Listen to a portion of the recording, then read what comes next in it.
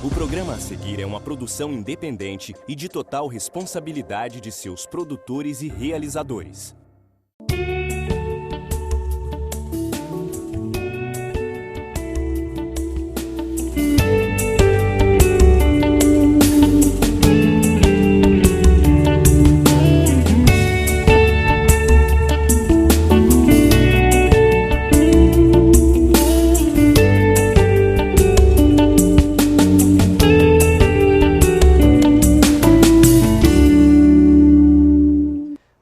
Estamos mais uma vez iniciando o programa Amor à Vida. Acreditamos que a vida sempre é um dom maior e deve ser vivido com amor, com carinho e com intensidade. Então, viver é mais do que existir, mas para viver também a gente tem que fazer escolhas bem definidas. O que eu quero, o que eu espero da minha vida? Lógico que Jesus veio incrementar a minha vida porque Ele mesmo se identifica como caminho, como verdade e como vida.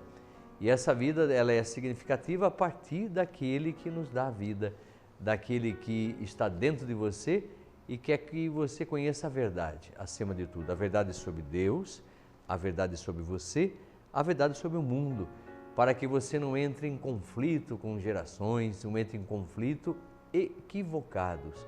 Os conflitos equivocados dentro da sociedade que acaba nos levando a viver um engodo de uma vida totalmente fora da realidade. Isso é muito perigoso. E a gente costuma sempre refletir a palavra, um trecho da palavra que a gente lê e a gente procura refletir para embasar aquilo que nós vamos falar hoje. E é um trecho narrado por Mateus no capítulo 13, versículos 36 a 43. Diz assim: Naquele tempo, Jesus deixou as multidões e foi para casa. Seus discípulos aproximaram-se dele e disseram: Explica-nos a parábola do joio. Jesus respondeu: Aquele que semeia a boa semente é o Filho do Homem. O campo é o mundo. A boa semente são os que pertencem ao reino.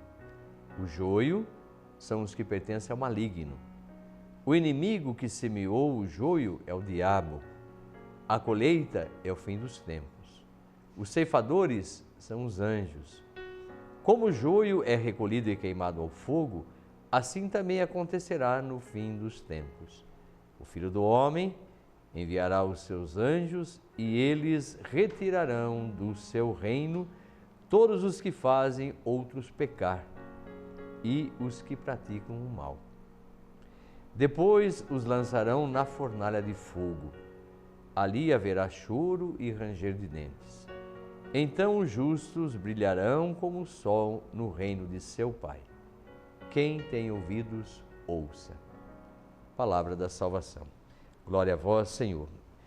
Esta palavra, portanto, como nós sabemos, Jesus fala por parábola, porque, como vocês sabem, a realidade do reino não é uma realidade palpável, não é uma realidade geográfica onde eu vou, encontro e tomo posse daquilo, mas é um estado de vida. Então Jesus está propondo a todos nós um estado de vida. Quando Ele fala, Ele explica, quando Ele está orientando, ademoestando, provocando uma mudança, uma conversão na vida da gente para que você comece a amar a vida, que você goste de si. A palavra nunca é uma ameaça. Jesus aqui não está ameaçando ninguém quando Ele fala lá haverá choro e ranger de dentes. Não é isso. Jesus não tem essa... Isso é um pouco da interpretação mateica do próprio Mateus, que fala à sua comunidade. Jesus não ameaça ninguém, Ele veio para salvar o homem.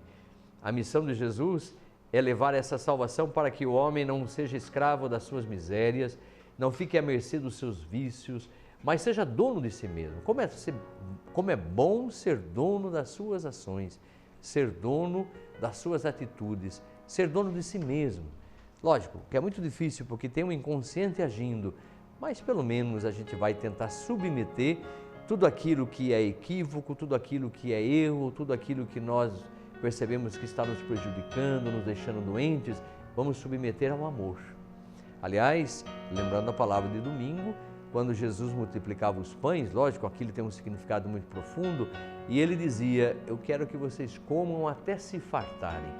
E o que Jesus quer que nós nos alimentemos é do amor.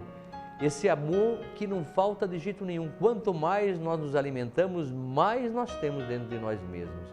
Quanto mais nós nos alimentamos, mais fartura acontece, para que você fique saciado, saciado de amor, transbordando de amor, porque Ele mesmo diz, a minha medida é bem sacudida, bem transbordante, eu derramo amor sobre vocês. E é esse amor que nos faz fortes, dinâmicos, alegres, não nos deixa viver os equívocos. Então vai mostrando o que é necessário para que eu viva com fé, com esperança, para que eu viva com caridade. Não a caridade que apenas me convém, não, mas a caridade que é fruto da vitória do amor. Sim, eu quero olhar para o meu irmão e olhar para ele não como alguém que está competindo comigo ou alguém que não está me obedecendo, entre aspas. Não. A gente vai falar um pouquinho sobre isso dentro dessa temática. Lá no CAPES a gente propõe algo, uma proposta de vida, e se de repente o sujeito não consegue, ele acaba tendo uma reincidiva, quer dizer, ele acaba caindo na droga novamente. O que está acontecendo? Será que nós vamos brigar com ele porque ele não está me obedecendo? Não é isso. Nós vamos querer conversar sobre esse assunto, mas daqui a pouquinho. Mas a palavra vem, como eu dizia para vocês, Jesus, ele vai falar que alguém semeou a boa semente no seu coração. Deus colocou a boa semente de vida, de amor, de alegria dentro de você. Mas também dentro de você existe alguém que jogou joio aí dentro. E o joio e o trigo são iguaizinhos, são iguais na aparência. Só que o trigo, ele dá um fruto, ele dá uma espiga, e o joio não faz nada. Quer dizer, aquilo que está dentro de você, talvez a raiva, a inveja, o ciúme, isso não vai dar fruto nenhum, vai só prejudicar você. Então é uma maneira bastante simpática de Jesus colocar naquela época, lógico, através de Mateus, que há uma contradição dentro de você. Há uma coisa boa, Deus lhe criou para o bem, mas alguém colocou o mal dentro de você. Quem é esse alguém? Eu poderia dizer aquele que divide. A palavra diabo significa aquele que divide, aquele que gera uma divisão dentro de você. Existe o bem, mas pode existir o mal? Não. Eu sou bastante agostiniano nesse aspecto. E Santo Agostinho vai dizer, Deus criou o bem, não pode ter criado o mal. O mal, eu diria como uma linguagem de Einstein, que é a ausência do bem. Quando eu deixo de amar, eu fico vacilando, eu fico com raiva, eu fico com ódio, com vontade de destruir e assim por diante, vivo equivocado. Mas se o amor é transbordante, se eu me alimento do amor, se eu estou saciado desse amor, é alegria. E aí eu consigo, não obstante a dificuldade pela qual eu enfrento, porque, torno a dizer, desde o primeiro programa que nós fizemos aqui, não fuja dos problemas, porque é dentro do problema que está a solução. Não fuja da tristeza, porque é dentro da tristeza que está a alegria. Não fuja da dificuldade, porque é dentro da dificuldade que tem a solução. O problema é não ficar triste o tempo todo, não ficar no problema o tempo todo, não entregar a sua vida à mercê de situações que te dividem, que te faz ficar equivocado. Isso que é mal. Mas aquele momento de tristeza faz pensar, faz refletir. Eu paro, reflito e eu posso dizer para alguém, hoje estou um pouquinho triste, mas eu vou parar para pensar, vou refletir, vou tentar ressignificar isso, vou ver o que está acontecendo na minha vida, aí eu recupero a alegria de novo. Então foi algo fundamental na minha vida. Nada se joga fora hoje, nada, tudo é ressignificado. A gente fala tanto em reciclagem, não joga fora o lixo não, recicla, aproveita, veja o que vai aproveitar de bom para a sua vida. Tem muita gente que quer ficar fora e livre dos problemas. A gente vai falar isso também daqui a pouquinho.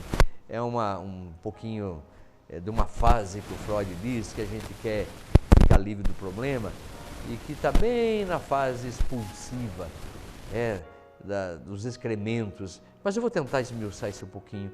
Quero ficar livre desse problema. Não fica livre não.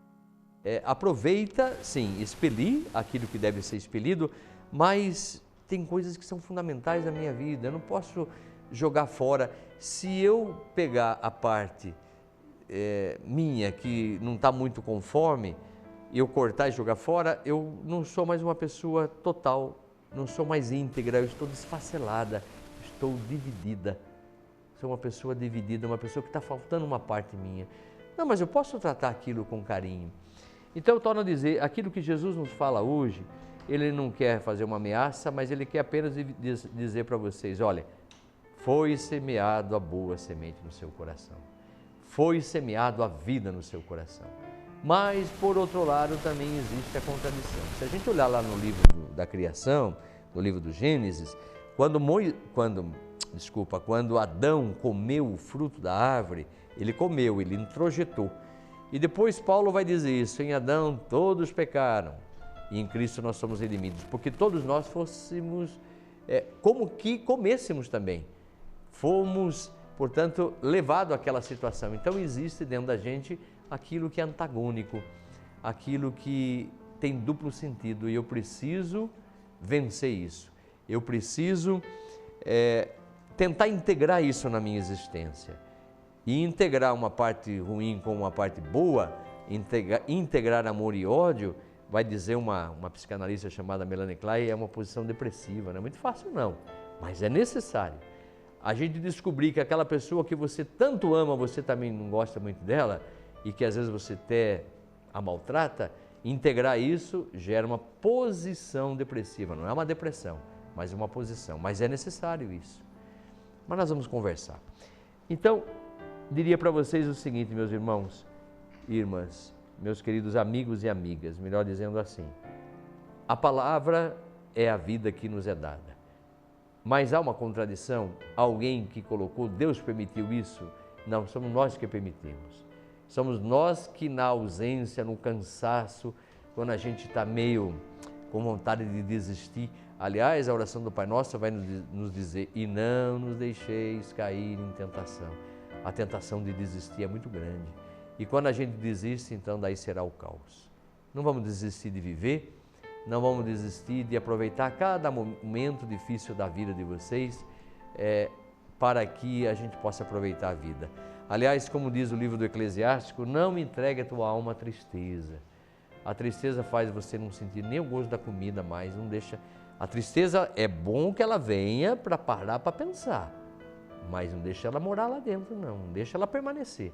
Quem tem que permanecer é a alegria. Aliás, como diz o próprio apóstolo Paulo, a alegria do Senhor é a nossa força.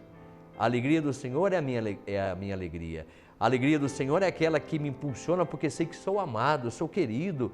Então eu começo a trabalhar as minhas diferenças e assim por diante. Nós falávamos um pouquinho da recidiva, portanto, falávamos um pouquinho de cair sempre nos mesmos erros, de voltar a fazer aquilo que eu não queria mais. Eu falo tantas vezes para mim: ô Paulo, não faça mais isso, que eu não vejo estou fazendo. Aliás, o apóstolo Paulo vai dizer isso: eu quero fazer o bem e acabo fazendo o mal que eu não quero. Quero fazer o bem para aquela pessoa, mas aí eu falo: hoje eu vou tratar bem aquela pessoa, eu vou tratar com amor, com carinho. Quando chega perto, acaba fazendo um distrato, um maltrato, acaba fazendo uma desconsideração, uma palavra meio torpe. Como acontece isso no dia a dia? Mas o que está acontecendo? O que está acontecendo que a gente não está conseguindo trabalhar isso? Então a gente tem uma recaída o tempo todo. E as recaídas não significa que a gente está perdendo a guerra, não. O importante é que uma batalha que você perca, ou duas, não importa isso. Acho que o importante é que você aproveite isso para levantar-se, tomar uma força novamente e ir em frente. Como a palavra está sempre nos propondo. Por isso que eu estava dizendo a vocês: não se deixem pensar e enganar que o Senhor está ameaçando alguém, que Ele quer destruir. Não, Ele quer que você não peque. Porque o maior pecado que existe é quando diz assim: olha, o Filho do Homem enviará os seus anjos e eles retirarão do seu reino todos os que fazem os outros pecar. O que eu poderia pensar assim? O que eu poderia pensar com vocês? Quem é que não me faz pecar? Eu mesmo. Eu não posso ficar culpando os outros. A gente tem essa péssima mania ou costume de ficar culpando os outros dos nossos erros. E também nem a mim eu devo me culpar, mas eu devo repensar. O sangue de Cristo, como nós sabemos na carta aos Hebreus, ele foi derramado para gerar uma nova consciência sobre a nossa vida. Não é para gerar culpa, não. O sangue de Cristo não é para gerar culpa, mas gerar nova consciência. Eu preciso ser uma pessoa mais consciente, não obstante ter uma inconsciente. E hoje, para a gente conversar, a gente trouxe mais uma vez a Tânia, que é psicóloga. Ela trabalha junto com a gente lá no CAPES, ela é da nossa equipe multidisciplinar. Você sabe que nós somos uma equipe. E eu quero agradecer a sua presença, Tânia. Uma boa tarde para você, não dizer mais nada. Já nos cumprimentamos, mas agora aqui pela telinha, desejando que você tenha uma tarde feliz. E hoje você vai trabalhar com adolescentes, né? Você tem um trabalho lá hoje, justamente depois que terminar o nosso programa, você vai para ficar até as 8 horas da noite trabalhando com família, com adolescentes ou só com as famílias? Hoje nós trabalhamos com adolescentes e depois a gente faz um grupo terapêutico com os pacientes. Com os pacientes. Isso. Que bom. Então, mas obrigado por você ter vindo. Né? Obrigada. Você lembra daquela vez? Foi muito bom. Aliás, eu recebi bastante elogios de quem estava nos vendo e ouvindo, porque às vezes ouvir não é uma coisa muito gostosa. Aliás, aqui que o próprio Jesus diz, né? Quem tem ouvidos, ouça. Porque às vezes a gente ouve, mas não escuta.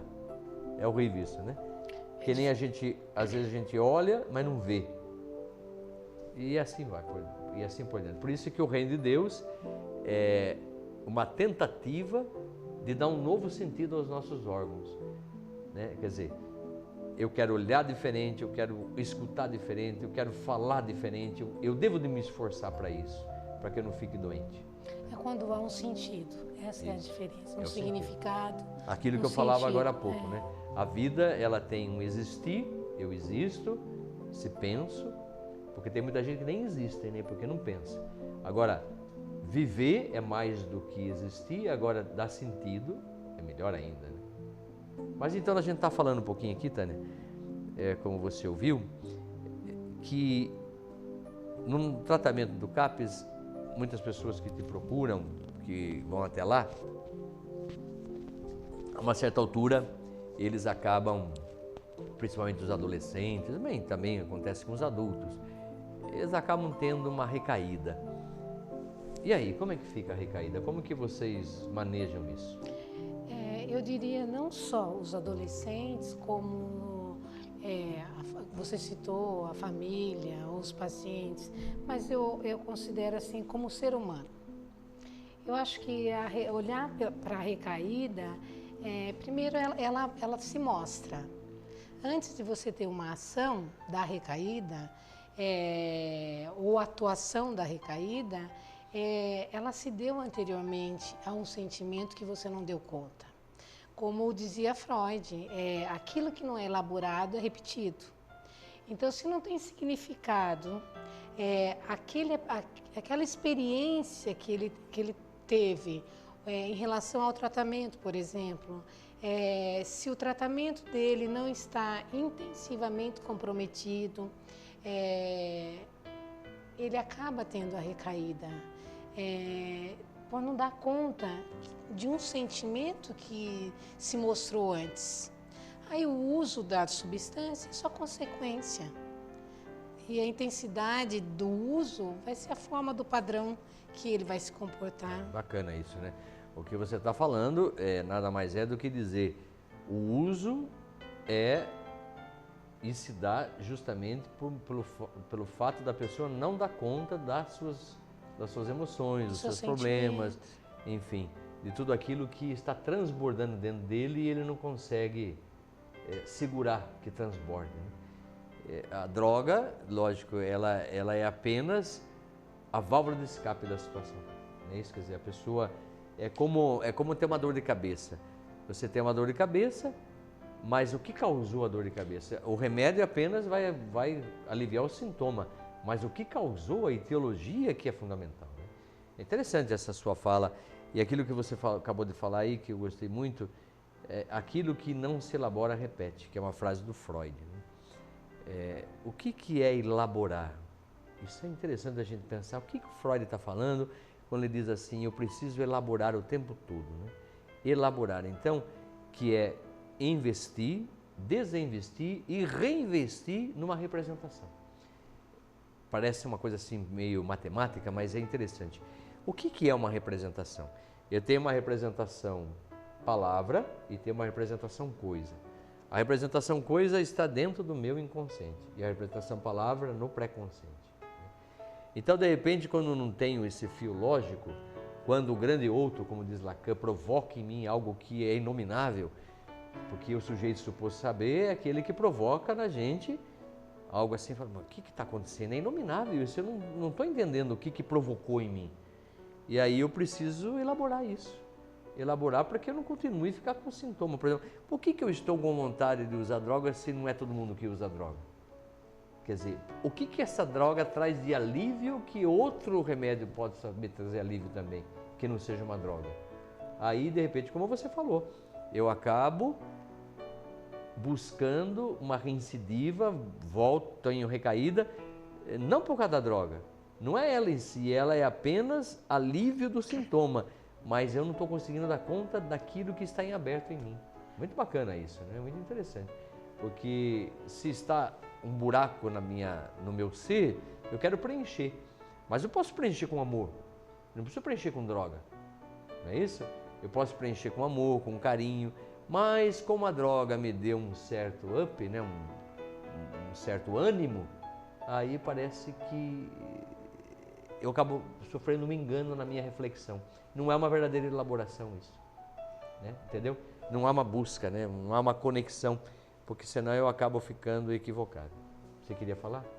Não, então, é interessante isso que você está falando, porque a recaída, ela acontece assim, primeiro ela se mostra através do comportamento, ela vai se mostrando. Que algo, você não... Eu estou falando isso assim, mediante até as experiências dos pacientes lá.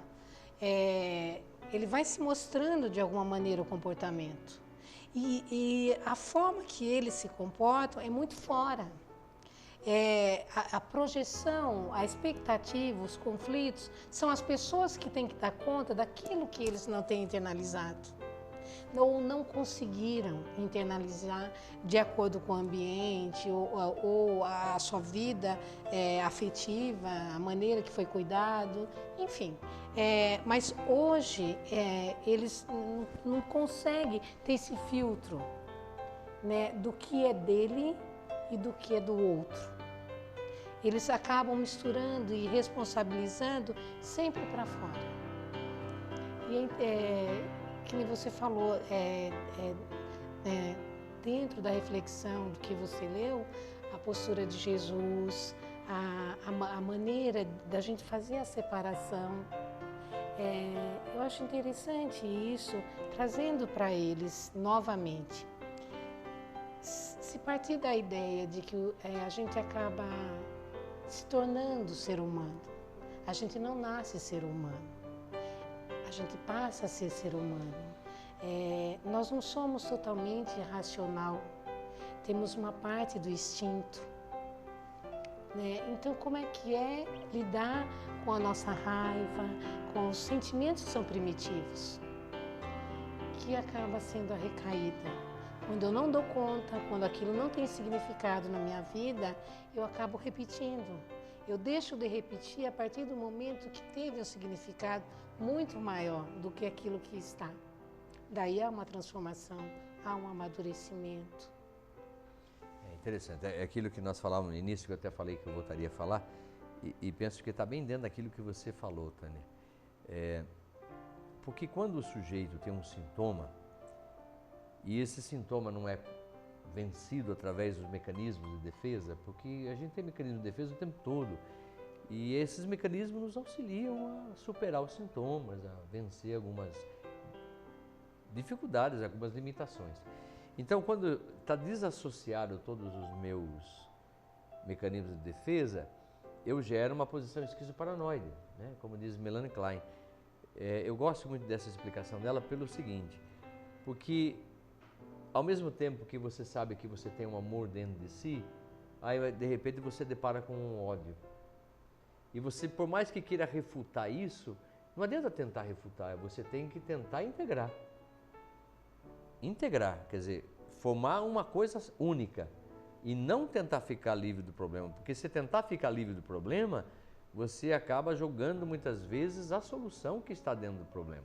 Então, a posição esquizoparanoide, como a própria palavra está dizendo, né? Você gera um rompimento e você acaba projetando nos outros as suas mazelas. Esse que é o problema. Então, eu rompo com um espaço de uma situação, com a realidade pela qual eu preciso viver e acabo indo buscar na droga, na projeção, um meio de resolver meu problema. E não vai resolver nada. Vai ser uma tentativa inútil, porque não é uma verdadeira elaboração. Porque elaborar, como nós falávamos, está sempre investindo, desinvestindo e reinvestindo nessa representação que é fundamental. E não deixar que... porque muita gente fala, mas é maior a força em mim. Não é maior, né? A gente sabe que não é maior a força do ódio dentro da gente. Vai ver o tamanho que você olha, ou com que as pessoas olham. Porque às vezes a gente se deixa levar pelo olhar do outro também e assim por diante, né? Não sei se você entende o que eu estou falando, né? Esse olhar que eu estou falando está um pouquinho ligado ao estado do espelho do Lacan, né? Que esse olhar que você teve da sua mãe, do seu pai, daquelas pessoas que te olham, porque tem pessoas que olham de maneira totalmente errada para aquilo que você está fazendo. E às vezes o que você está fazendo é um gesto plausível, mas as pessoas olham a partir daquilo que ela tem no real dela, né? Aquilo, as imagens que ela introjetou. Mas enfim, é um pouquinho complicado isso. Eu acho que não é esse o caminho que a gente quer ter. Mas a gente até fala assim, é a maneira que cada um engole o mundo. Cada um engoliu o seu mundo de maneira diferente. Se a gente pensasse até dentro de uma dinâmica familiar, né, os filhos. Por que um age dessa maneira mediante uma situação e o outro, aproximadamente a mesma situação, ele tem uma reação diferente? A gente não pode desconsiderar o recurso de cada pessoa ou o lugar que cada pessoa se coloca e também o ganho secundário que ela tem em relação a ficar esse lugar, a essa posição. Se a gente pensar até lá no CAPS, tem pacientes que é melhor ficar na condição de vítima, de que a vida não olhou para ele, de que seja familiar ou social, né? Essa condição, para eles é melhor ficar assim do que arregaçar a manga e ir à luta. Porque para ele, nesse momento, ele não tem recurso. Isso é importante a gente considerar. Né? Como eu falei para você, eu gosto muito de trabalhar com eles, com histórias.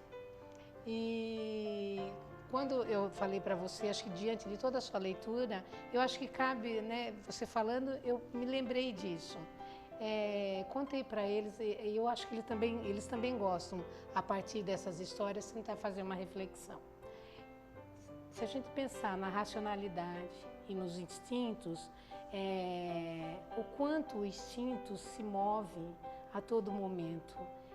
E quando você leu, me lembrei daquele versículo, vigiai e orai. O quanto isso é importante para todos nós enquanto seres humanos. Na história de Hércules, ele tinha uma missão, na terra de Argos, houve uma interrupção da água. E a missão de Hércules era ver o que estava acontecendo para retornar o abastecimento da cidade. Mas antes dele cumprir essa missão, ele foi ao mestre consultar. E o mestre aconselhou que ele, diante daquela missão, daquela batalha, ele se ajoelhasse. E a partir do momento que ele se ajoelhasse, ele se tornasse grande. E ele foi enfrentar essa batalha. E quando ele se deparou lá na caverna, existia um monstro de 9 cabeças, sendo que uma cabeça era imortal. E essas cabeças cuspiam fogo. E cada vez que ele ia cortando uma, ele cauterizava. Né? Só que a 9ª cabeça, ela era imortal.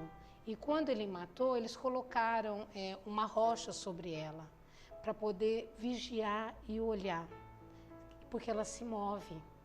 E daí acho que, né, pensando em tudo isso, que são os nossos instintos, são os nossos vícios, são os nossos sentimentos que a gente não dá conta, o quanto a gente tem que estar olhando por determinadas situações. A raiva, né? Estou com raiva, mas parar para pensar, eu estou com raiva nesse momento. O que é que me antecedeu a esse movimento, a essa tristeza? Qualquer coisa que me leve para que eu possa não ter essa recaída ou essa recidiva de comportamento. Porque eu estou com raiva, logo eu agrito? Ou será que eu faço uma reflexão? Né? Então, vamos parar para pensar sobre isso um pouquinho, que nós temos agora um pequeno intervalo. Nós voltamos logo em seguida, mas é necessário o intervalo. Depois a gente fica com essa pergunta que a Tânia fez e a gente vai pensar um pouquinho a partir daí, para que a gente não só pense a nível de drogadictos ou adictos, mas as nossas essas mazelas. As nossas reincidivas que temos também, quer dizer, quantas resistências nós criamos e acabamos complicando a nossa vida também. Voltamos logo em seguida.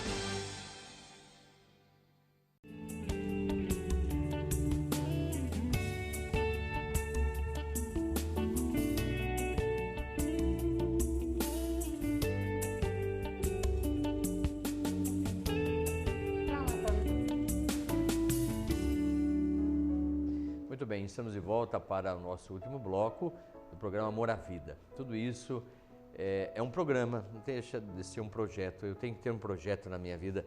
O Senhor deu a vida e Ele quer que a gente projete, que a gente faça projetos de vida, faça elaborações, mas com humildade e mansidão.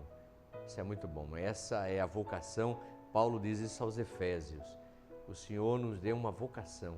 E essa vocação, esse chamado deve ser vivido com humildade, com mansidão, dando suporte uns aos outros. Suportai-vos uns aos outros na caridade, no amor que é paciente. E esse suportai-vos não significa que eu tenho que aguentar o outro, é dar suporte para a vida do outro. Por isso que o CAPES é dar suporte para a vida do outro. Quem vai mudar, quem vai trabalhar as questões interiores é o sujeito. A gente vai dar só elemento para ele pensar, para ele refletir. Há um projeto de vida que a gente faz, a gente tem todo um programa para que as pessoas possam tomar consciência. Não, eu não quero mais esse tipo de vida. Eu não vou mais resolver os meus problemas com a droga. Eu tenho outro jeito de resolver meus problemas. É como agora a Tânia estava dizendo aquela pergunta que você falou. Porque eu estou com raiva, eu vou agredir outro? Não. Vamos falar sobre isso um pouquinho então. Só porque eu tenho com vontade de beber, eu vou beber até cair? Não. Então, esse é o equilíbrio, é esse equilíbrio que a gente tem que buscar. Saber trabalhar esse olhar, como você estava falando de Hércules, esse olhar que é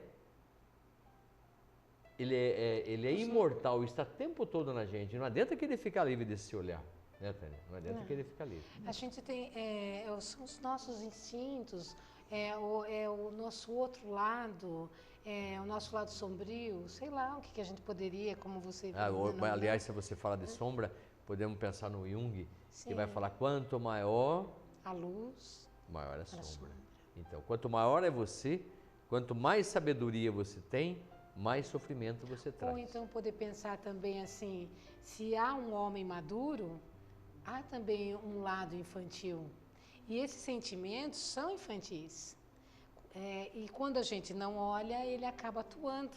Ele prevalece nas nossas relações, no nosso comportamento, nas nossas recaídas. Legal, que é aquilo que eu falei, que antes da gente ter uma atuação de recaída, seja ela qual for, seja no vício, no uso, qualquer tipo de comportamento que nos leve a uma ação imatura. Olha que bacana que você falou.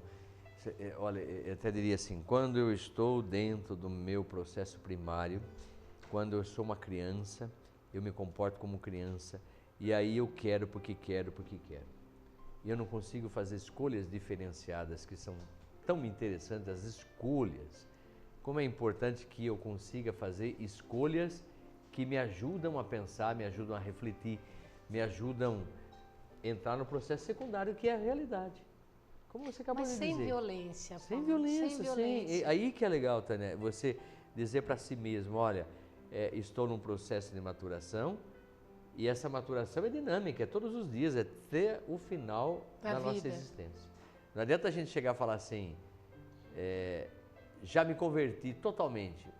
Né? A conversão é todos os dias. A reincidiva vai acontecendo todos os dias na nossa vida.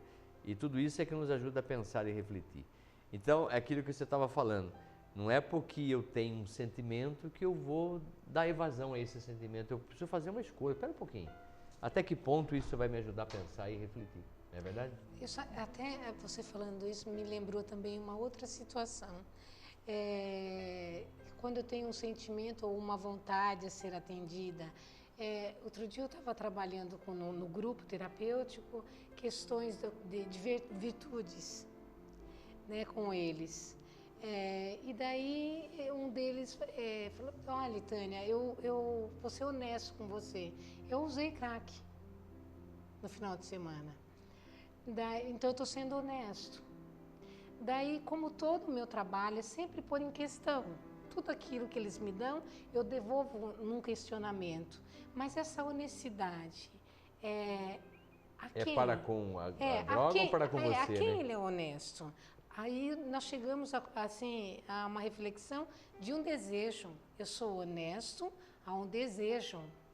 Mas esse desejo, né, de realização me amplia ou me denigre? Né? Então, eu sou honesto a quem? Eu atendo a quem? Quando eu estou com raiva, essa raiva, assim, né, como que eu vou fazer essa transferência de raiva? Né? Aquilo que eu falei, antes da raiva, foi provocada. Por quê? Como? O que estava faltando aqui que me promoveu o sentimento de raiva? E como é que daí eu devolvo ao agressor essa raiva? Essa raiva, esse sentimento, quando maduro, trabalhado, significado, elaborado, porque ele é inerente ao ser humano. A raiva, os ciúmes, a inveja, a tristeza, todos nós sentimos. Mas assim, quando esse sentimento é trabalhado, a gente devolve para a vida de uma forma que nos impulsiona a um maior crescimento. Eu acho que isso é a vida o tempo todo, até o fim, até a morte. É isso que você você esmiuçou aquilo que eu falava agora em outras palavras. O que é elaborar? É investir, desinvestir e reinvestir novamente. Então, é isso que você está falando. Agora, dá para pensar essa questão, olha, eu quero ser bem honesto com você, esse final de semana eu usei crack. Mas espera um pouquinho, isso é ser honesto? Você tem que ser honesto com ficar livre do problema. Quer dizer, entre aspas, ficar livre de usar aquilo que está te matando. Não é o fato de você não foi honesto com consigo mesmo, você foi honesto com um craque que chegou, dominou algo inanimado, que é aquilo que nós chamamos na filosofia do animismo. A gente cria uma alma para aquilo que não existe alma. E quer dizer, houve um desejo, mas não houve um critério que me levasse à ampliação enquanto um ser, né, em evolução, em crescimento, em desenvolvimento. Por isso que diz que o que nos faz sofrer são os nossos desejos. É isso que traz o sofrimento. Agora, é possível ficar sem desejo? Não. O que faz sofrer? A frustração de algo que é o desejo. E eu não consegui vencer, então eu acabo, né? Eu acabo ficando frustrado diante do desejo e eu preciso vencer. E ter esse discernimento. Não, aquilo não me faz bem. Eu não quero, eu estou sendo honesto porque estou contando a minha queda. Mas o meu compromisso, a minha honestidade está com a superação desse fato. Sim. É isso que é importante. Estou lá no CAPES porque quero aderir ao projeto de vida. E de repente a gente percebe que as pessoas elas pensam que estão nos manejando, sabe? A gente está percebendo por detrás de tudo isso que não tem nada a ver.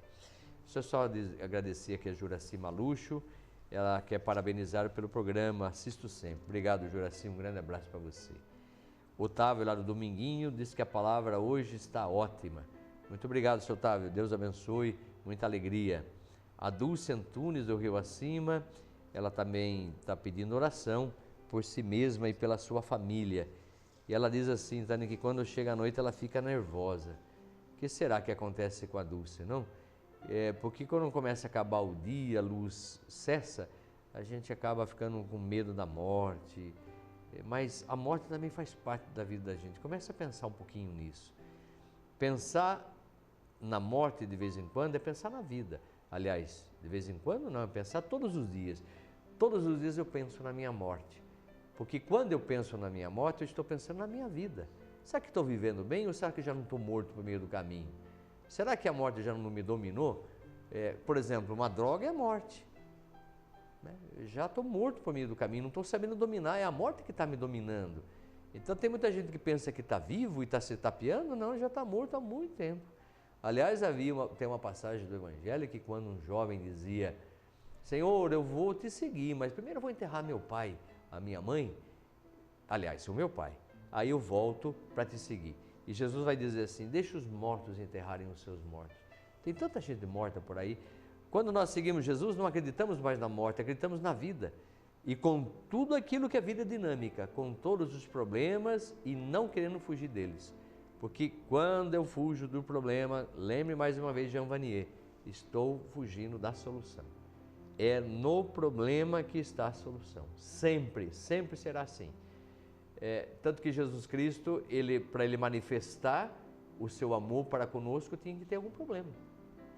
Senão, como que ele podia manifestar o amor? Ele manifestou curando, falando, tocando, abraçando e assim por diante. Não foi assim? Tinha que existir um problema para manifestar a solução. Senão, ele não chegava e falava assim, eu te amo. Aí você podia perguntar para ele, mas de que jeito o senhor me ama? Tem que ter um problema para ele mostrar que ele nos ama e soluciona o problema. E a Valquíria do Jardim Europa, ela manda um abraço e também um abraço para você. A Valquíria lá do Jardim Europa, sempre ela liga toda a semana. Mas então, Tânia, então o problema da recidiva, não, eu diria, ele é tão natural quanto o ar que respiramos, podemos dizer assim. Sim. Agora, lógico que deve fortalecer as decisões, né? Para dizer para o sujeito, espera um pouquinho, agora vai chegar aquele momento do insight, não quero mais, agora eu cheguei a um ponto de fortalecimento do meu ego, da minha estrutura psíquica, que agora eu não quero mais. Mas nunca vai estar curado. Nós trouxemos o Rochinha. É como a cabeça, a nona cabeça de Hércules, ela é imortal. Sim. Né? Então ela se movimenta. E o sinal é quando você percebe que a rocha se movimenta. Ao movimentar-se, é você tomar uma atitude desse olhar, né, sem violência, desse sentimento primitivo. É isso aí. E acolhê-lo para transformar. Sim. Seja a tristeza. Aí que é a posição depressiva, isso. Porque você integra as Ela duas é super coisas. importante. Sim, como na recaída, eu acho que assim, não, mas essa recaída, Paula, é como um todo, não é só de um vício, mas em todos os nossos conflitos. Eu acho que é você olhar, reeducar, ressignificar, para que haja uma mudança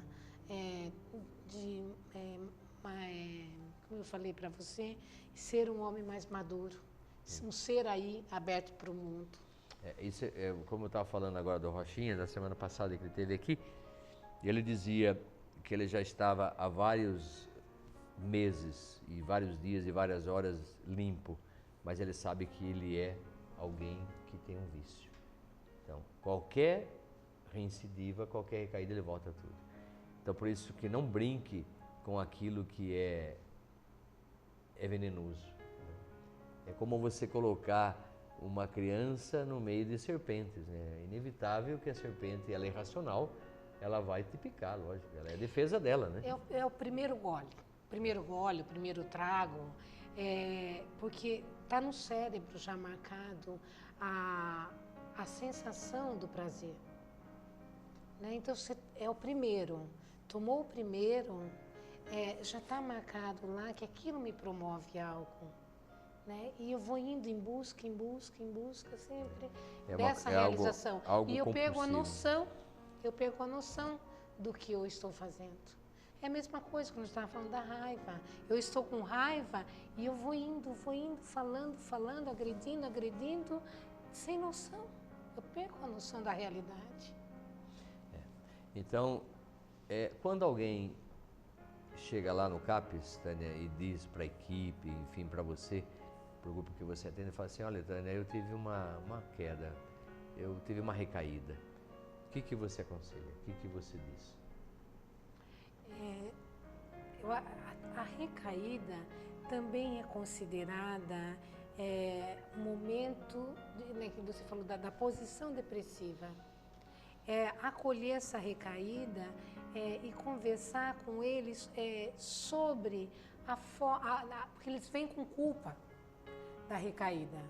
Aí, o que eles deixaram, o que eles perderam, como é que antes eles estavam melhor. Eu estava tão bem, a 190... Só que a culpa não resolve nada, né? Teria que gerar consciência. Né? Sim, mas... Culpa não, culpa é ficar lamentando, ficou lamentando o problema, lamento isso.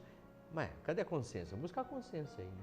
Sim, mas cada recaída, a intensidade é maior em relação a buscar essa consciência.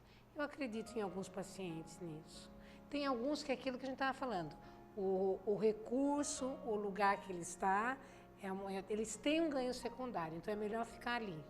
Mas tem alguns que não, que dentro da recaída promove todo esse repensar e buscar um ambiente diferente, uma reeducação de comportamento, porque eles falam assim, mas agora que minha esposa, minha família estava me dando um voto de confiança, até um fala assim, eu estava dormindo no sofá para se dormir na cama, e agora aconteceu isso, e como é que é? Então, assim, é começar de novo, mas de uma outra maneira. Porque, como vocês sabem, a cocaína, por exemplo, ela dá um up no sujeito, um certo ânimo que ultrapassa o ânimo natural das coisas. Então o sujeito está meio depressivo, porque ele não consegue integrar as duas coisas. Aí o que acaba acontecendo? Ele tem um ânimo acima do normal, mas só que no outro dia está bem pior do que quando ele fez a primeira vez. Na segunda pior, na terceira, quando vê já está viciado. Aí não tem mais como dar conta. Aí ele perde a sua identidade, perde a sua família. Olha, eu posso dizer, e a Tânia também pode, de pessoas que perderam tudo. Perderam a sua dignidade, perderam o seu nome, que é a sua identidade, perderam filhos, esposa, perde tudo em nome de uma mentira, porque esse ânimo é uma mentira, não é uma verdade isso. Eu posso estar muito bem animado diante dos problemas. Pela manhã eu levanto, eu sei que eu tenho dificuldades que vou enfrentá-las. Que bom, elas estão aí para que eu seja uma solução. Se você nasceu para ser problema, vai ser problema. Mas se você toma consciência, espera um pouquinho, quem sou eu? A minha vida, o que tenho feito dela? Aí você fala, não, eu quero ser uma solução. Isso não é pretensão, não, isso é humildade. É ter consciência da própria vida e ir para frente. Né, a recaída, ela faz parte de uma recuperação. Né? O que a gente olha na acolhida do paciente nesse sentido é a intensidade e o quanto ele se percebe nesse movimento. Eu acho que é isso que é interessante. A condição que ele está, a partir dessa recaída, considerando que ela também faz parte de um processo de recuperação, é a intensidade e a quantidade desses sentimentos que ele traz. Eu acho até e eles trazem, Paulo, o que a gente trabalha. Teve um paciente a semana passada que ele estava falando que ele era uma pessoa muito alterada. Diante de situações ele já se alterava e ele acabava saindo e ia para o bar beber. E a semana passada aconteceu isso no final de semana e ele acabou indo para o bar beber. Só que depois ele lembrou que eu fiz um trabalho com eles com um filtro de papel, o coador Melita, e fui perguntando para ele a capacidade da gente filtrar as coisas, fazer a separação dos espectros da vida. E daí ele falou que logo que ele estava voltando do bar, ele lembrou do coador. E eu achei interessante isso, porque quando ele chegou em casa, ele acabou pedindo desculpa do que aconteceu e não agredindo a esposa. Então, eu acho que isso já é um pontinho do nosso trabalho. Talvez a gente não consiga, porque como você falou, a pessoa que veio aqui está sempre olhando a nó na cabeça. E a Mesmo vida... que você não olhe para ela, né? Mas ela mexe com a pedra, né? Que você colocou. Porque nós temos uma grande tendência de colocar uma pedra em cima dos problemas, né? Mas de vez em quando essa pedra se mexe. Então você vê, olha, tem algo vivo aí. Ela quer renascer. É sintomático. Por isso que o Freud dizia, e isso é fundamental na psicanálise, que todo esse sofrimento, essa angústia que deve ser repensada, reelaborada a partir de um problema, deixa que o problema exista, mas existe uma solução. E essa solução chama-se sublimação.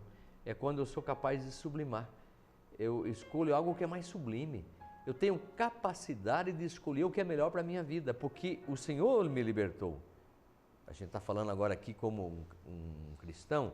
O Senhor me libertou. Ele não quer que eu seja escravo das minhas misérias, das minhas mazelas. Então Ele quer que eu seja dono da minha vida, dono da minha história. Então a sublimação nada mais é do que você trocar uma situação. Então você troca um problema, a droga, eu não quero mais a droga, então o meu problema vai ser preenchido agora, não pela droga, mas vai ser preenchido com novos valores, novos conteúdos que edificam o homem, que saciam o homem. Como eu dizia agora há pouco, a palavra do domingo dizia isso, comam à vontade, fiquem fartos, o Senhor enche-nos de amor, transbordando-nos, para que você não seja vítima dos seus erros, das suas misérias, mas seja dono das suas ações. Você não fala muito isso? Quero ser dono das minhas ações, quero ser dono das minhas atitudes, dono dos seus medos, dono de nervos. Tudo. Dos? Nervos. Nervos. Né? Dos meus nervos. Ah, nos nervos, entendi. Ter controle mas sobre você eles. usa muito, quero ser dona, senhora de si. Senhora de si mesma. Isso é importante, quer dizer, o Senhor nos deu a vida para que você seja livre. Paulo fala isso, eu gosto muito que ele diz, você foi resgatado por um preço muito alto. O preço da tua vida custou a vida de Jesus. Né? Então, um preço altíssimo que fez com que a sua vida tenha um valor profundo. Você tem um valor imenso, um valor incomensurável. Então, veja que coisa interessante. E ele te resgatou do antigo senhorio que te escravizava, te fazia medíocre, jogava você no chão, fazia você perder a paciência e assim por diante. E ele te resgatou para que você seja dono de si mesmo. Porque Jesus Cristo, o que ele fez? Ele não quer que você apenas o siga. Né? Ele vai dizer assim, aquele que me segue não anda nas trevas, mas terá a luz da vida. Vós sois o sal da terra, vós sois a luz do mundo. Olha o compromisso que Jesus dá. Escuta, você tem consciência que você é sal da terra e luz do mundo? Você está fazendo a sua vida. Interessante isso. Tem a pessoa aqui, a Célia, do Salgado no Centro, ela manda um abraço para nós. A Célia que faz salgadinho. Ô, Célia, um grande abraço. A Célia também tem uma batalha, que eu sei que é uma batalha difícil, mas vencedora será. Confia, não desista. Eu acredito que as pessoas às vezes têm essa coisa de querer desistir. Não, não desista não, a gente não pode fazer isso. Não podemos. Por isso que torna a dizer, o Senhor sacia-nos com o teu amor. Pode comer à vontade, pode alimentar-se à vontade desse pão descido do céu. É esse pão que nos alimenta. Tânia, quero agradecer a sua presença, nós estamos terminando o programa. Nós vamos voltar novamente, vamos pegar um novo tema. Daqui a um tempo você volta para que juntos nós possamos refletir e ajudar o nosso povo. E dizendo, olha, o CAP está lá na Avenida Luiz do Patrocínio Fernandes, 1205, lá no Rio Acima. E a Célia também pode estar convidada aí. Quem? A Célia. A Célia, não tenha dúvida. E olha, dizendo assim para vocês, porta aberta, estamos lá acolhendo a todos, não importa a sua recidiva, a sua recaída, ninguém aí vai julgar ninguém, não estamos lá para julgar. Estamos lá para colocar o dedo voltado para você, o dedo em risco. Não, não é essa a nossa missão. Nossa missão é ajudá-los. Obrigado, até semana que vem. E vamos pensando, vamos refletindo e vai repensando um pouquinho nas suas recaídas. Não desanime nunca, não desista, porque o Senhor enche-nos de amor. Amor à vida acima de tudo. Obrigado.